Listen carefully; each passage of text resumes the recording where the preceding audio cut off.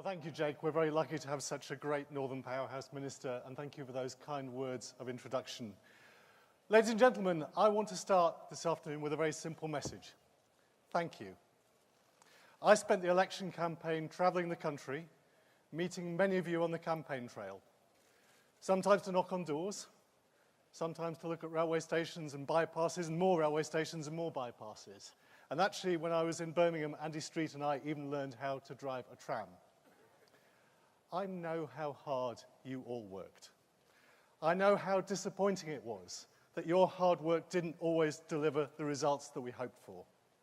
And I know that our party would be nothing without all of you and your commitment to the values we hold so dear. So thank you very much for all that you did. But we are now in government, and we have a really big job to do. Not just in delivering Brexit, not just in putting record investment into our transport in every part of the country, but because our opponents are the most left-wing extreme opposition this country has ever seen. This time, ladies and gentlemen, the militant tendency has really taken over Labour, and the damage they could do to this country if they were to form a government would be unthinkable. We have a simple job. We've got to make sure it can never happen. And this afternoon's session is about a key part of how we can make sure it doesn't happen.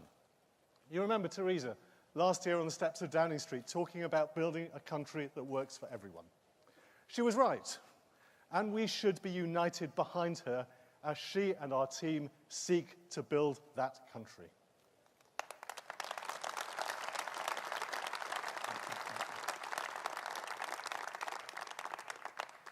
And talking of teams, I've got a pretty good one in transport.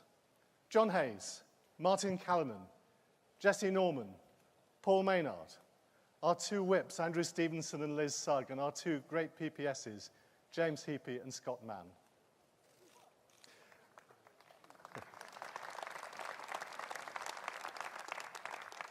But look, before I actually talk about the difference we're making, I just want to say a few words about Monarch Airlines.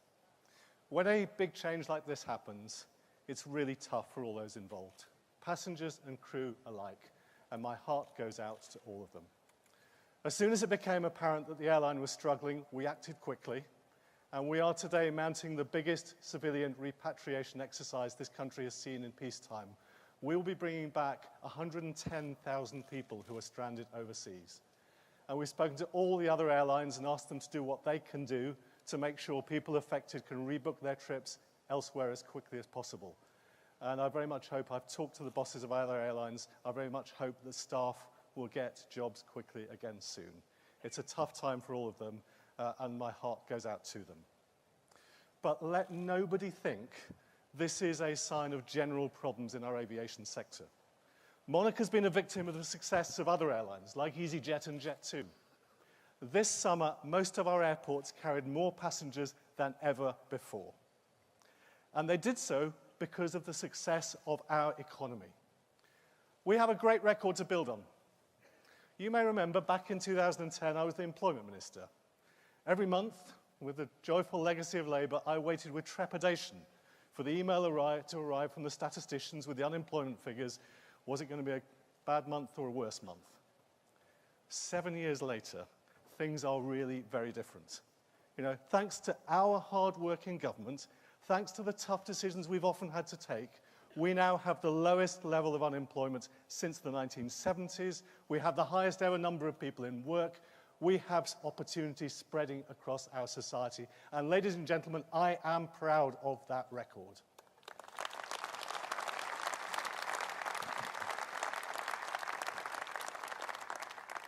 Now, there's many parts of our vision for Britain continuing that progress. You know, the work Justine is doing to strengthen our schools and our vocational education. The work that Greg is doing to support the development of a more diverse, high-tech economy. But, you know, I reckon I've got the exciting bit. The exciting job, the task of joining all those things together. The roads, the railways, the ports, the airports. We're even planning for spaceports so that in future we can launch satellites from right here on British soil. And building on the work my colleagues have done since 2010, reversing a decade of decline under Labour.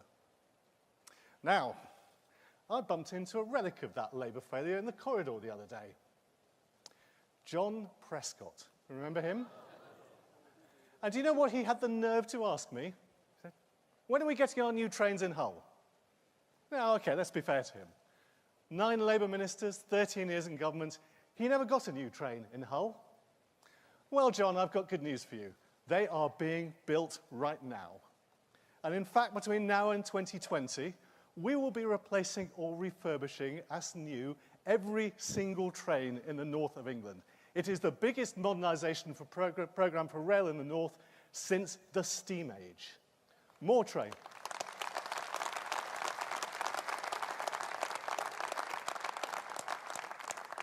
And what are we providing here in the north? More trains, longer trains, more seats, free Wi-Fi, the things passengers say they want. Ladies and gentlemen, it didn't happen under Labour. As Ian Lindley so rightly said, it is happening under Conservatives. And you know, John, just in case both your Jags aren't working, it's not just Hull that's getting new trains. Wales, the southwest, brand new intercity trains starting later this month, with more brand new trains to come in East Anglia, on the East Coast Main Line, in the West Midlands, in the south. It is a big contrast to when John Prescott and his colleagues were in power. Remember what it was like in those days? Passengers had to put up with trains that dated back to the 1970s. And none of those transport promises were ever met. Ian, you were absolutely right. Do you know, Labour cancelled and delayed as many road projects as they opened in 13 long years in government. They ran away from all those big investment decisions on those big improvement programmes. And yet last week in Brighton, they had the nerve to claim that we aren't investing in the future. Well, ladies and gentlemen, it has taken Conservatives to start to build a modern transport system in this country. And that is why we are spending more on our infrastructure than any government in decades. Schemes that are already transforming the prospects for businesses and travellers. Many of them within a few miles of where we're standing right now. The new Heysham Link Road, opening up the economy of North Lancashire, thanks to the hard work of David Morris and Eric Ollerenshaw. The long-awaited link road between the M56 and the M6, upgrades to motorways across the north. As Ian said, the first ever rail link, the Ordsall Chord between Manchester Piccadilly and Manchester Victoria. The missing links that are finally linking, extraordinary, it hadn't happened before, the final motorway link between London and Newcastle by motorway. The first electric railway between Liverpool and Manchester. And just while I'm on the subject of electrification, here's another statistic for you.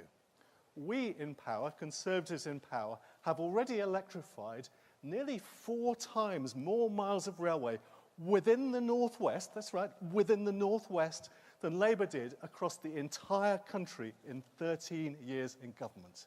That's their record. Ours is a whole lot better. And that is...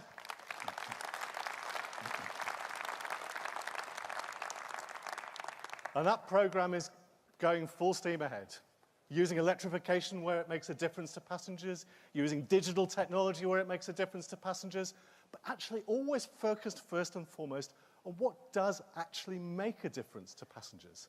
And that's why when I was in Manchester and Leeds 2 weeks ago, I announced that I want the Transpennine Railway to be Britain's first major intercity mainline digital railway, using technology that will help create a more reliable railway, increase capacity, and create better journeys for passengers.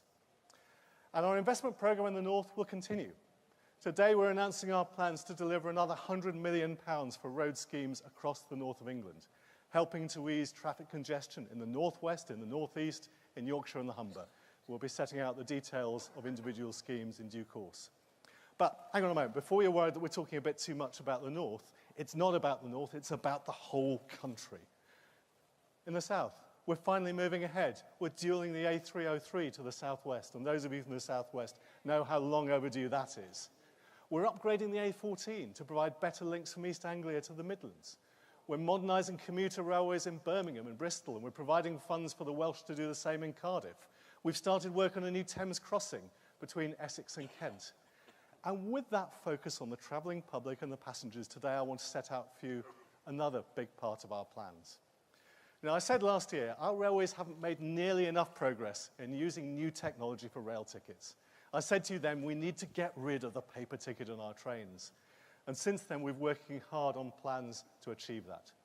So today, I'm setting out details of our £80 million programme to bring smart ticketing using mobile phones, barcodes and smart cards across almost the entire rail network by the end of next year. It is what passengers want, and we will deliver it.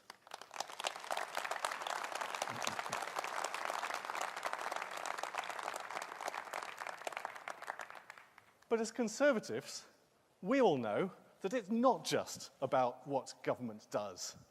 We need the private sector to use its skills to unleash the potential of the North and this whole country, and particularly to support the development of the Northern Powerhouse. That's why important new investments like Liverpool's new deep-water port is so important. It is a gateway to the Northern Powerhouse.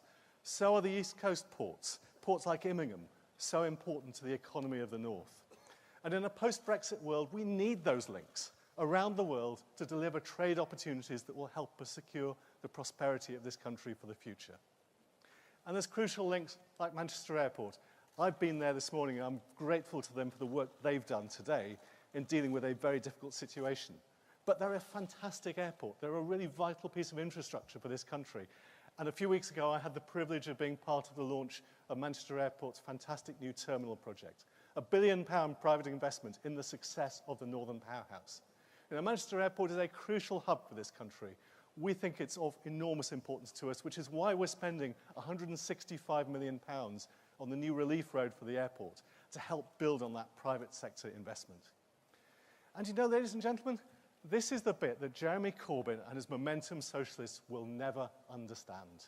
We need a strong private sector, working in partnership with national and local government in the Northern Powerhouse. If you treat business as the enemy and tax it until the pips squeak, it will simply go elsewhere. And so will the jobs, and so will the investment, and so will the opportunities for our next generation. You know, just look at how hostile Labour now are to the private sector. You know, in the transport area, they're always attacking the train companies. Oh, well, after all, what has rail privatisation ever done for us? Well, not a lot, really, except for all those new and replacement trains here in the north and all the new trains in East Anglia across the south in the West Midlands, except for reversing the years of decline under British Rail and doubling the number of people using our railways, except for opening services and routes for passengers, new routes like the new line from London to Oxford or the Grand Central trains to Sunderland and Bradford. But of course, in Jeremy Corbyn's world, we would be so much better going back to the good old days of British Rail, those glory days when lines were closed and services were axed, when passenger numbers slumped and investment in our railway equated to bolting bus parts onto railway wheels, not to mention those famously awful British Rail sandwiches. And you know, how would they pay for renationalising the railways? Well, we know now. They're going to confiscate assets from the private sector. How on earth do they think it will attract jobs to Britain if they behave like the government of Venezuela?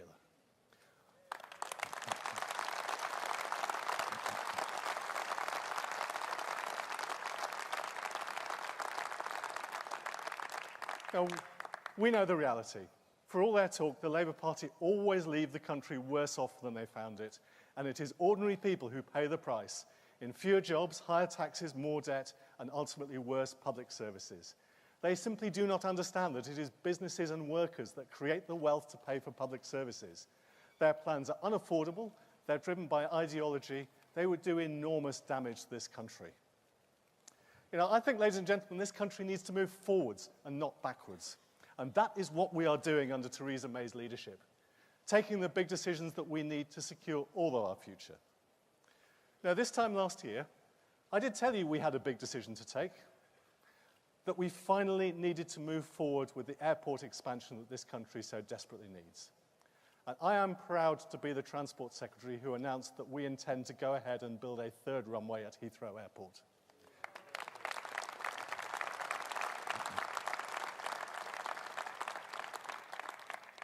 Where have we got to on it? Well, subject to the necessary consultation work and getting the backing of Parliament, our plan is to give it the formal go-ahead in the first half of next year. So this project's full steam ahead as well.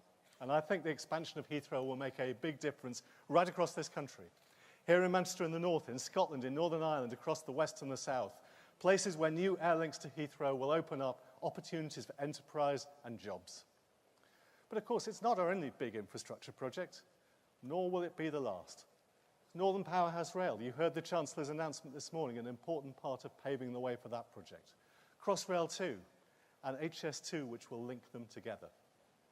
Now, I know lots of you have got doubts about HS2. Why are we building this big and expensive project? Why are we creating such fast links between our cities?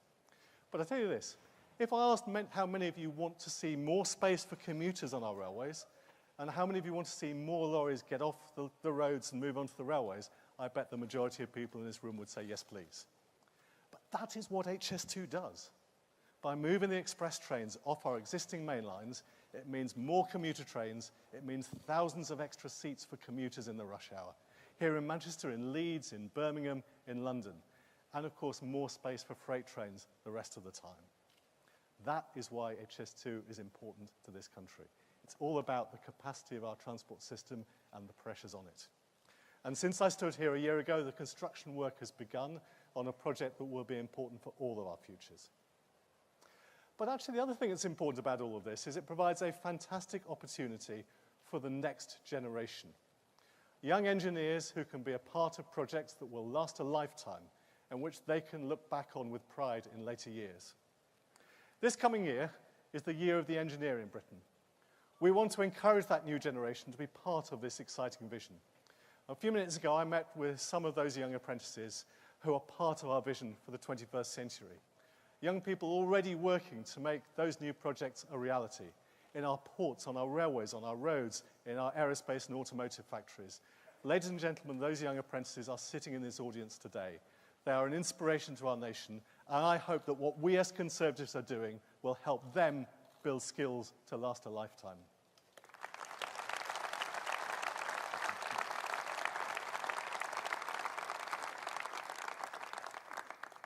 So let me be clear. This government will always put the interests of ordinary working people first. We want to make our country a fairer place to live and work, where people get out what they put in. And how far you go in life depends on your talent and hard work, not where you came from. And in particular, that means a better future for all those starting out in life who fear it will be harder for them than it was for their parents' generation.